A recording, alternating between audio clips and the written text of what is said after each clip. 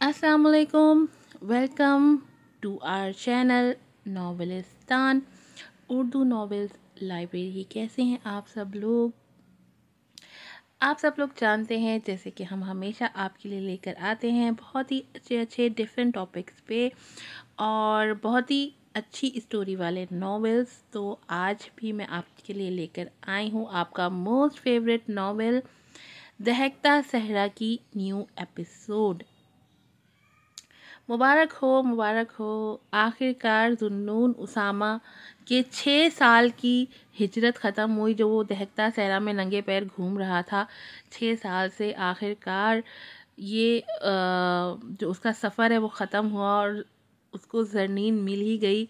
भले से ज़रनीन जो है उसका मिजाज बिल्कुल भी जो है ना नीचे नहीं आ रहा, लेकिन बहरहाल दोनों का निकाह हो गया और जुन्नून की 6 साल की हिजरत जो है वो इख्तिताम पजीर हुई। देखते हैं आज क्या होता है एपिसोड में। जल्दी से एपिसोड को लाइक कर दें, वीडियो को लाइक कीजिएगा, शेयर कीजिएगा, रिव्यूज़ दीजिएगा और बेल आइकन को ज़रूर प्रेस कीजिएगा ताकि तमाम एपिसोड की नोटिफिकेशंस आपको वक्त पर मिल सकें।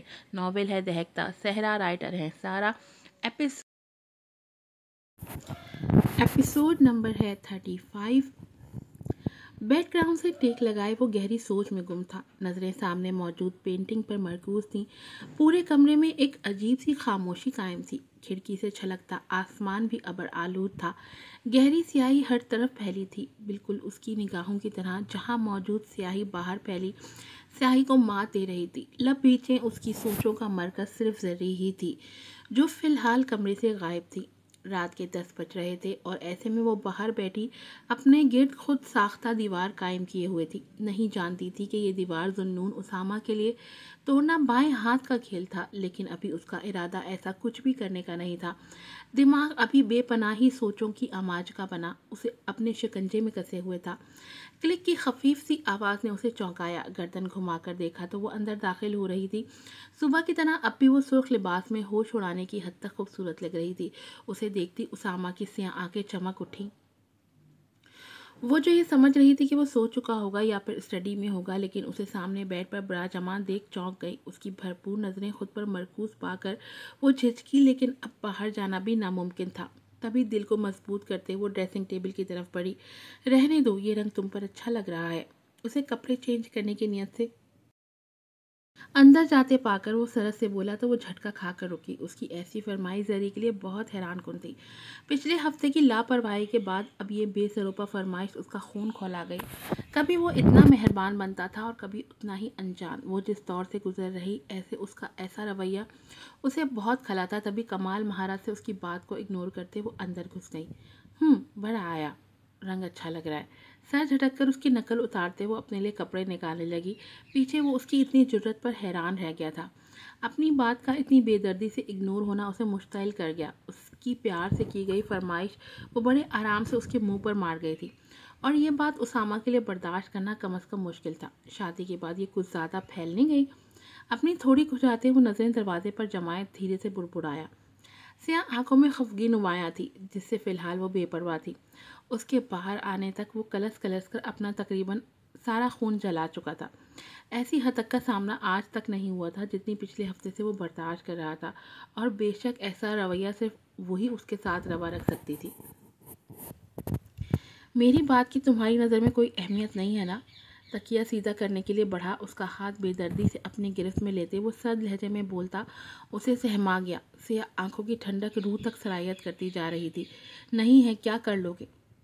अपनी कलाई छुड़ाने की तकदो में वो कलस कर बोली तो उसके लबों पर दिल जलाती मुस्कुराहट बिखरी।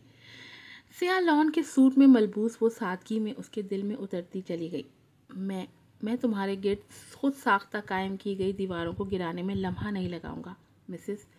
उसके सुर्खी माइल नुकोश देखते वो गहरे लहजे में बोलता जरी को साकित कर गया।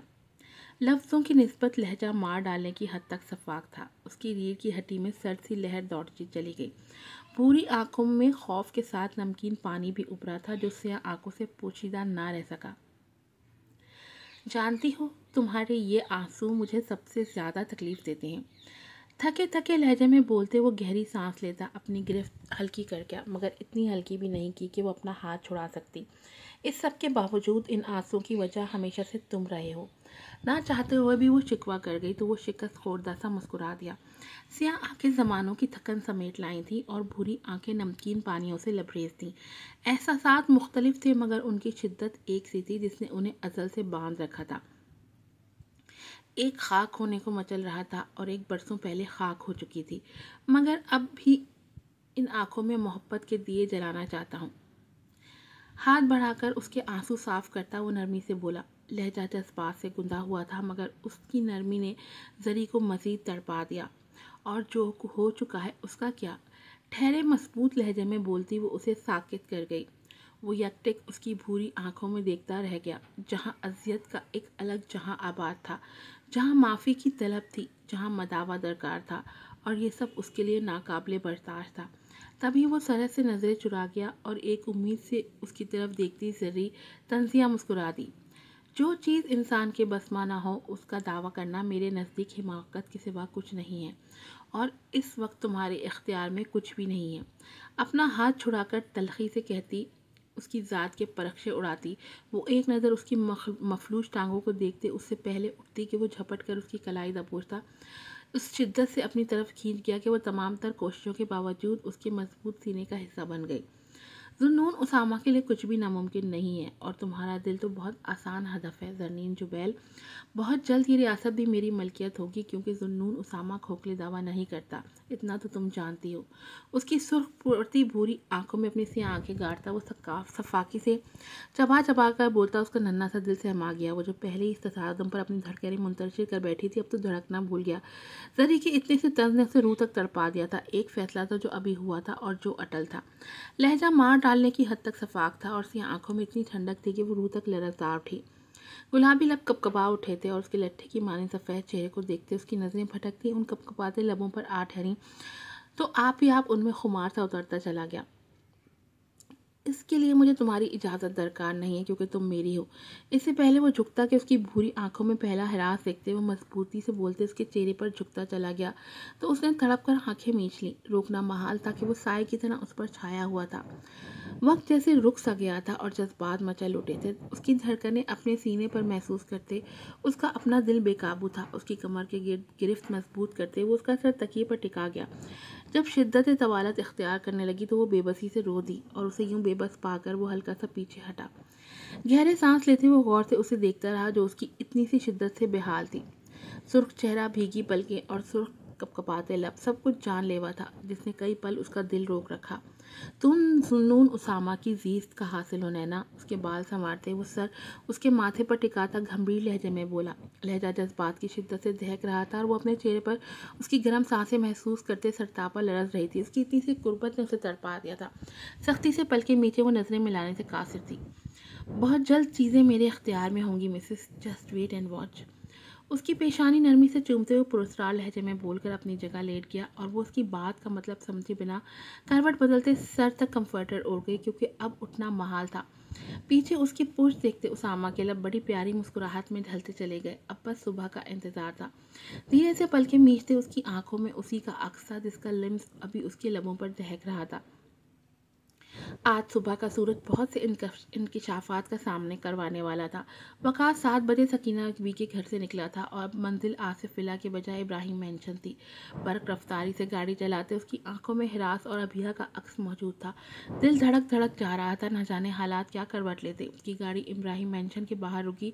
तब सुबह के 10 बज रहे थे। गहरी सांस लेते उसने हॉर्न पर हाथ रख दिया। गेट खोलने से पहले एक गार्ड उसकी तरफ आया। जी सर, आपको किससे मिलना है? मुअद्दब लहजे में इफ्तिसार किया तो वो बेख्तियार जरी का नाम ले गया। गार्ड चूँकि अपने छोटे साहब की बीवी को जानते थे तभी गेट खोल दिया। ड्राइव से गाड़ी रोकते उसकी निगाहें मेंशन की खूबसूरती को देखती साकित थीं। इतनी आसाइशात और शान शौकत उसकी वहमो गुमान में भी नहीं थी। तभी वो दंग था। दरवाज़ा खोलते उसके हाथों में वाज़े कपकपाहट थी और दिल की धड़कनें सुस्त थीं। न जाने वो कैसे उसका सामना करता। सामने मौजूद एक और मुलाजिम ने उससे इस्तफसार किया तो उसका जवाब वही था। वो उसे लेकर सीधा अंदर डाइनिंग हॉल की तरफ बढ़ा क्योंकि वो उनकी छोटी बेगम का मामूजात था। मुलाजिम की मैयत में चलते वो जानता था कि वो उसे पहचानने से भी इनकार कर देगी। मिलना तो बहुत दूर की बात थी।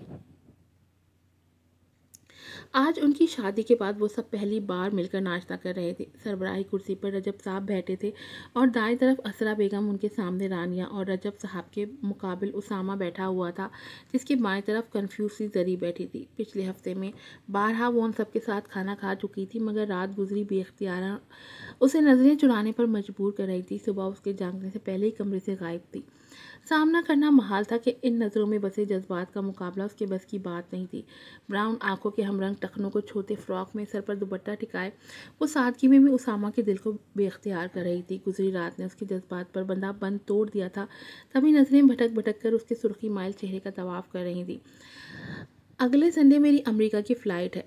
بنا کسی کو مخاطب کیے وہ سنجیدگی سے سب کے سر پر بم گراتا جوس پینے میں مگن تھا، جبکہ باقی نفوس حیرت سے اس کا چہرہ دیکھ رہے تھے جو بے تاثر تھا۔ مگر ایسے اچانک، اور مجھے نہیں پتا ہماری کوئی میٹنگ بھی ہے وہاں، تو تمہارا اچانک وہاں جانا مجھے سمجھ نہیں آ رہا۔ سب سے پہلے بولنے والے رجب صاحب تھے، جن کا کیا گیا سوال سب کے دماغ میں تھا۔ جی بالکل کوئی میٹنگ نہیں ہے، اور میں اکیلا نہیں جا رہا بلکہ زری بھی میرے ساتھ جائے گی۔ ان کے کیوں کا جواب دیے بنا وہ گہری نظروں سے زری کو دیکھتے گویا ہوا تو وہ حیرت کی زیادتی سے سن رہ گئی۔ اوکے۔ رجب صاحب، اسرا بیگم اور رانیہ کے درمیان مسکراہٹ کا تبادلہ ہوا، جس پر وہ دھیرے سے سر ہلاتے اپنے ناشتے کی طرف متوجہ ہو گئے، جبکہ ان سب کی معنی خیز مسکراہٹ نے پہلے سے ہوانک بنی زری کو مزید خجل کر دیا۔ وہ سمجھ گئی کہ وہ سب ان کے ہنی مون کا سوچ رہے تھے اور ان کی تردید کرنے کی زحمت اسامہ نے نہیں کی تھی۔ تبھی وہ اپنی جگہ شرمندہ ہوتی سر جھکا گئی اور اسے یوں سب کے سامنے سرخ ہوتے دیکھ اسامہ کے لب جاندار انداز میں مسکرائے تھے۔ سیاہ آنکھیں جگنوں کی مانند تھی۔ ہنی مون پر جانا بیسٹ آئیڈیا ہے آپ کا بھائی۔ رانیہ نے اب کی بار چہکتے ہوئے سرحد اور زری سے بیٹھنا محال ہو گیا۔ اس سے پہلے وہ اٹھ کر جاتی کہ نظر سامنے مین دروازے کی طرف اٹھی اور ساکت ہو گئی۔ وہ مر جاتی مگر اس کا سامنا نہ کرتی، لیکن کاش وہ جیسا سوچتی ویسا ہی ہوتا۔ قسمت میں اسامہ کا ساتھ لکھا تھا، وہ لاکھ بھاگی مگر مقدر پھر بھی وہی بنا۔ اور اب جب وہ اپنے ماضی سے بھاگ رہی تو وہ منہ کھولے اس کے سامنے آ کھڑا ہوا تھا، جہاں منہ موڑ کے بھاگنا اب محال تھا۔ دل کی دھڑکنیں بے اختیار سست پڑی تھیں اور بھوری آنکھوں میں اذیت کا ایک طوفان اٹھا تھا۔ اسے یوں بے بنا دیکھے سب نے مڑ کر دیکھا۔ باقی سب تو حیران تھے، مگر اسامہ کو اپنا فشار خون بڑھتا ہوا محسوس ہوا۔ کیسے اسے بھول سکتا تھا؟ وہ وہی تو تھا جو کبھی زری کے لیے کسی اژدہے سے کم نہیں رہا تھا، اور آج وہ ان کی دہلیز پر آ کھڑا ہوا تھا۔ تمہاری ہمت بھی کیسے ہوئی یہاں آنے کی، اور تمہیں اندر آنے کس نے دیا؟ ایبک غصے سے چبا چبا کر بولتے وہ آخر میں اس شدت سے چلایا کہ زری کا سکتہ بھی ٹوٹ گیا۔ وہ چونک کر حواسوں میں آئی۔ نہیں، میری بات سنو اسامہ پلیز۔ اسے یوں غصے سے پاگل ہوتے دیکھ وہ سرحد سے بولا تو غصے کی شدت سے پاگل ہوتے ذوالنون نے ہاتھ مار کر ساری پلیٹیں گرا دیں۔ Shut up, just shut up, get out from here right now, get out. اپنی ویل چیئر پیچھے کرتے وہ اس کی طرف بڑھتا، حلق کے بل غرایا تو وہ جو اس کی منت کرنے لگا تھا اسے یوں ویل چیئر کا محتاج دیکھ کر ساکت رہ گیا۔ وہ سوچ بھی نہیں سکتا تھا کہ ایسی شاندار پرسنالٹی کا حامل شخص ویل چیئر کا محتاج تھا۔ اسامہ ریلیکس، یہ کیا رویہ ہے آپ کا؟ آپ کو کس سے ملنا ہے بیٹے؟ اسے یوں آپے سے باہر ہوتے دیکھ رجب صاحب تنبیہی لہجے میں اسے چپ کراتے وقار سے گویا ہوئے، مگر وہ متوجہ کہاں تھا۔ اس کی حیران نظریں اسامہ پر ساکت تھیں۔ اس کی نظروں کو یوں اسامہ پر ساکت دیکھ کر زری کے وجود میں ہلچل ہوئی۔ وہ دھیرے سے چلتی آگے بڑھی۔ کیوں آئے ہو یہاں؟ اس کے عین مقابل آ کر رکتے وہ ضبط کی شدت سے لرزتے لہجے میں بولی۔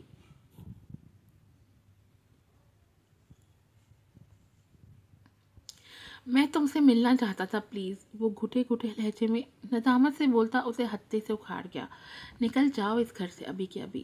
انگلی اٹھا کر دروازے کی طرف اشارہ کرتے وہ حلق کے بل غراتی اسے ساکت کر گئی۔ آنکھیں لہو رنگ بھیگی ہوئی تھیں اور ان میں درد ہلکورے لیتا وہاں موجود تمام نفوس کو تڑپا گیا۔ میری بات، وہ اس سے پہلے اپنی بات مکمل کرتا کہ مقابل کا سرد سے اٹھتا ہاتھ اس کا گال سرخ کر گیا۔ لب بھیجتے وہ سختی سے آنکھیں میچتے سر جھکا گیا۔ نظریں اس کے پاؤں پر جمی تھیں جو اس کے کانوں میں سیسا انڈیلتی اسے روح تک تڑپا رہی تھیں۔ کیا دیکھنے آئے ہو؟ یہی کہ جسے مل کر زندگی میں دفنایا تھا وہ کیسی ہے، یا پھر یہ کہ جسے عرصے سے مرا ہوا سمجھ رہے تھے وہ زندہ کیسے ہو گئی؟ میں زندہ نہیں ہوں زندہ، مر چکی ہوں۔ تب ہی مر گئی تھی جب میری ماں نے میری آخری سانسیں لی تھیں۔ سنا تم نے؟ سنا، مر چکی ہوں میں۔ حلق کے بل چیختے وہ تڑپ تڑپ کر روتی چلی گئی، بے جان قدموں سے زمین پر ڈہ گئی۔ توسانو بیٹھتے وہ ان زخموں کو رو رہی تھی جو برسوں سے اس کے سینے کا ناسور بنے ہوئے تھے۔